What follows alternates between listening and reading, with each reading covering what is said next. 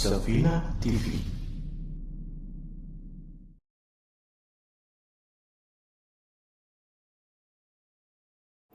Ikhwas sekalian, masih di dalam kajian adab kita, dan kita masih di dalam kitab Syarah Ta'zimil Ilmi karya Syekh Shalih Al-Utsaimin hafizahullahu ta'ala. Masih di bab yang ketiga, yaitu berkaitan dengan Jam'ul Himam, ya, Jam'ul Himam, menghimpun cita-cita atau himmah aliyah di dalam mencari ilmu agama Allah Subhanahu wa taala. Setelah beliau menyebutkan dan memotivasi kita untuk menjadikan cita-cita kita ini menjadi cita-cita yang tertinggi, beliau di sini akan menyebutkan hal-hal yang bisa dianggap mengganggu stabilitas hati kita berkaitan dengan himmah aliyah, ya, berkaitan dengan cita-cita yang tinggi. Dan sebelum dibahas, ikhwas sekalian, mencari ilmu agama Allah Subhanahu wa taala itu memerlukan pengorbanan. Apapun itu, ya, entah dengan harta, dengan tenaga, dengan safar yang begitu panjang, dengan pengembaraan yang begitu melelahkan. Ini semua dilakukan oleh ulama kita semua, sehingga menghasilkan karya-karya yang luar biasa. Jadi tetap ada hal-hal yang mungkin harus kita kesampingkan ketika kita mencari ilmu agama Allah Subhanahu wa taala. Dalam rangka apa? Dalam rangka pengorbanan di jalan Allah Subhanahu wa taala. Wa man ta'allaqat himmatuhu bimat'amin aw malbasin aw ma'kalin aw mashrabin lam yashumma raihatal ilmi. Kata muallif hafizahullah taala, barang siapa yang cita-citanya hanya terpaut dengan makanan atau pakaian atau urusan ma'kal. Ma'kal juga ini mirip-mirip dengan makanan maknanya, ya. Au mashrab, atau minuman. Lam yashumma raihatal ilmi, dia tidak akan bisa mencium semerbak bau ilmu. Ikhwas sekalian, jangan disalahpahami, ya, ketika hal-hal yang disebutkan oleh muallif tadi, makanan, minuman, pakaian, ataupun hal-hal yang sejenisnya yang mendukung di dalam kegiatan kita mencari ilmu agama Allah Subhanahu wa taala. Jika Allah Subhanahu wa taala mudahkan kita semua atau antum sebagai thalabatul ilm mendapatkan itu semua, alhamdulillah. Allah Subhanahu wa taala berarti yang memberikan karunia-Nya kepada antum. Dan ini ikhwah sekalian yang ingin diingatkan oleh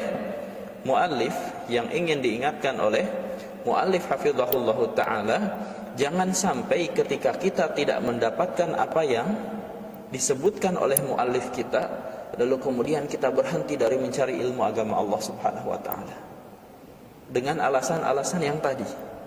Ya, lihat makanan, ya Allah, tiap hari tempe dabu-dabu plus dabu-dabu, ikan yang 3 huruf, apa 3 huruf? Oci. Ya, segala macam. Kemudian antum mengeluh, ya Allah, ini tidak ada daging, tidak ada steak, masya Allah, tidak ada spaghetti. Saya di rumah ini terbiasa makan apa? Lasagna misal. Apa lagi itu? Antum tidak tahu juga itu. Yang seperti ini lalu kemudian menghalangi dia untuk mencari ilmu agama Allah Subhanahu wa taala. Kata muallif di sini, dia selamanya tidak akan pernah merasakan wanginya ilmu agama Allah Subhanahu wa taala. Urusan yang begini saja, istilahnya kita terpaut hati kita dengan hal demikian, lalu kemudian kita meninggalkan dan berpaling dari ilmu agama Allah Subhanahu wa taala. Ya, pakaian kalau tidak diganti setiap jam misalnya, seolah-olah dia sudah memakai pakaian yang sudah usang. Ini penyakit, ya. Ada di antara penyakit kejiwaan, penyakit jiwa ini, hati-hati. Ada di antara penyakit kejiwaan yang dia merasa kalau pakaiannya dipakai 1 kali ini sudah usang, harus diganti dengan yang baru. Itu biasanya orang-orang yang tidak pernah mendengar token listrik berbunyi. Antum tahu, mengerti ya? Subhanallah. Jadi kalau yang seperti, bukan sesuatu yang tercela tentu saja ya, kalau Allah Subhanahu wa taala berikan kelebihan-kelebihan yang semacam ini. Tapi ketika itu menjadi penyakit di dalam jiwa kita, sehingga pakaian pun misalnya yang ketika antum dalam keadaan mencari ilmu agama Allah Subhanahu wa taala harus serba baru, harus serba wangi, lalu kemudian jika pakai pakaian yang sudah dilihat oleh orang lain itu tidak mau dipakai lagi. Ini artinya dia lebih memperhatikan hal-hal yang sepele dibandingkan dengan ilmu agama Allah Subhanahu wa taala. Artinya ikhwas sekalian, bukan tidak boleh, dan setiap lembaga pendidikan atau setiap pesantren pasti mengupayakan dan mengusahakan yang terbaik untuk santri-santrinya. Insya Allah di sini pun demikian, orang-orang yang mengurus antum semua. Cuman ketika ini semua Allah Subhanahu wa taala takdirkan ya terhalang, antum tidak mendapatkannya di suatu hari nanti, jangan sampai kita ini terpaut hati kita dengan hal-hal yang seperti ini lalu kemudian meninggalkan mencari ilmu agama Allah Subhanahu wa taala dengan alasan di sana so tidak ada makanan, sudah orang berhenti juga. Hanya urusan makanan. Bisa dipahami ya? Ya. Subhanallah, kalau antum lihat guru-guru kita yang tinggal di pesantren-pesantren, mungkin di pedesaan, pesantren tradisional, kalau antum subhanallah, kalau antum melihat bagaimana kehidupan mereka, hanya untuk makan saja harus keliling kebun dulu cari singkong. Tahu singkong di sini ubi bahasanya. Ya, cari ubi dulu baru bisa makan. Ya, ubi sudah dimasak segala macam, baru kemudian ya bayangkan waktu yang mereka habiskan hanya untuk sekedar makan dalam beberapa menit, masak kayu bakar segala macam ya, kemudian cari kayu bakar dan ya istilahnya kesulitan-kesulitan yang mereka hadapi. Ini tidak akan pernah sebanding dengan apa yang kita rasakan sekarang. Allah Subhanahu wa taala mudahkan semua. Allah Subhanahu wa taala mudahkan makanan kita, minuman kita, pakaian kita Allah berikan cuma-cuma, lalu kemudian kita masih protes ingin yang spesial, ingin yang istimewa. Kata muallif di sini, dia tidak akan pernah merasakan wanginya ilmu agama Allah Subhanahu wa taala. Beliau kemudian melantunkan dua buah bait syair, wa'lam bi annal ilma laysa yanaluhu man hammuhu fi mat'amin aw malbasin. Ketahuilah bahwasanya ilmu tidak akan bisa didapatkan oleh orang yang cita-citanya hanya urusan makan dan pakaian. Fahris litablugha fihi haqqan wafira wahjur lahu tibal manami wa ghallisi. Ya, maka antusias dan semangatlah agar engkau sampai kepada keberuntungan yang besar, dan tinggalkanlah untuknya, maksudnya demi ilmu, dan tinggalkanlah deminya tidur yang enak dan begadanglah, wagolisi, begadanglah ya.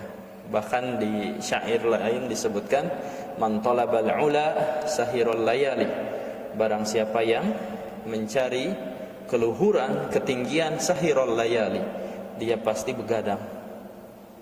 Dia pasti begadang. Dan begadangnya ini bukan untuk ya main remi, domino dan segala macam, tapi untuk mengkaji ilmu agama Allah Subhanahu wa taala. Ya. Walaupun sekali lagi ini sesuai dengan kadarnya. Kita akan rincikan nanti pada tempatnya insyaallah taala. Wa inna mimma yu'lil himmata wa yasmu bin nafsi i'tibaru haliman sabaq wa ta'arrufu himamil qaumil madin. Kata muallif di sini, di antara hal yang bisa menaikkan semangat kita dan cita-cita kita dalam mencari ilmu agama Allah Subhanahu wa taala adalah mengenal sejarah orang-orang yang terdahulu. Kalau antum lihat teman antum meraih apa yang ia cita-citakan, antum lalu kemudian terpengaruh dan ikut-ikutan semangat, ya apalagi orang-orang yang terdahulu. Karena yang mereka dapatkan itu tidak ada bandingannya. Yang mereka sampai, ya, titik di mana mereka sampai, ya di antara ilmu agama Allah Subhanahu wa taala yang mereka kuasai, tidak ada yang bisa menandinginya. Orang-orang yang hidup di zaman ini tidak bisa dan tidak sampai untuk istilahnya sekedar mengalahkan mereka dalam hal ilmu agama Allah Subhanahu wa taala. Maka yang bisa menaikkan cita-cita kita adalah mengenal bagaimana sejarah hidup mereka. Mu'alif di sini akan menyebutkan beberapa contoh dari hal tersebut. Fa Abu Abdullah Ahmad ibn Hanbal kana wa huwa fi as-sabar wa huwa fi as-siba rubbama arada al-khuruj qabla al-fajr ila hilaqi syuyukhi fata'khudhuhu ummuhu bi thiyabihi wa taqulu rahmatan bihi hatta yu'adzina an-nasu aw yusbihu. Kemudian beliau menyebutkan kisah Abu Abdullah Al-Imam Ahmad bin Hanbal rahimahullahu taala. Beliau berkata, ketika beliau masih kecil, ya saking semangatnya beliau, ini sebelum subuh ini, sebelum subuh sudah mengenakan pakaiannya, siap-siap untuk pergi ke halqah-halqah masyayikh. Ibunya yang menahannya, ibunya yang kemudian menarik bajunya dan menahannya. Tunggu sampai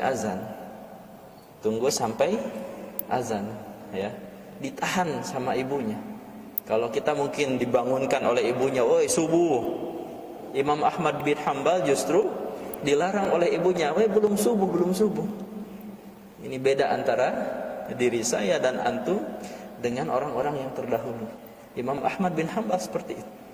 Artinya memang Masya Allah, ini antusiasnya dan semangat beliau untuk mencari ilmu agama Allah Subhanahu wa ta'ala, sampai dia pun tidak peduli waktu itu apakah itu sudah subuh atau belum, yang penting dia sudah siap-siap, ya. Kemudian wa qara al-Khatib al-Baghdadi Sahih al-Bukhari kullahu ala Ismail Ismail al-Hiri fi thalathati majalis isnani minha fi lailataini min waqti salatil maghribi ila salatil fajr wal yawm ats-tsalits min dhahwatin nahari ila salatil maghrib wa min al-maghribi ila tulu'il fajr. Ya, Al-Khatib Al-Baghdadi, kata muallif, seorang ulama besar juga, ya, karya-karya beliau juga banyak. Ini membaca Sahihul Bukhari kepada gurunya, ya, maksudnya istilahnya memperdengarkan atau saling mendengarkan bacaan Sahihul Bukhari kepada gurunya, itu menghabiskan 3 hari berturut-turut tidak berhenti. Menghabiskan 3 hari berturut-turut tidak berhenti, ya. Hari pertama ini kata muallif dimulai dari maghrib sampai subuh. Hari yang berikutnya dimulai dari isnani minha fi lailataini min waqti salatil maghribi ila salatil fajr. 2 malam yang pertama atau 2 hari yang pertama itu dimulai dari maghrib sampai subuh, itu 2 hari. Hari terakhir itu dari siang sampai salat maghrib.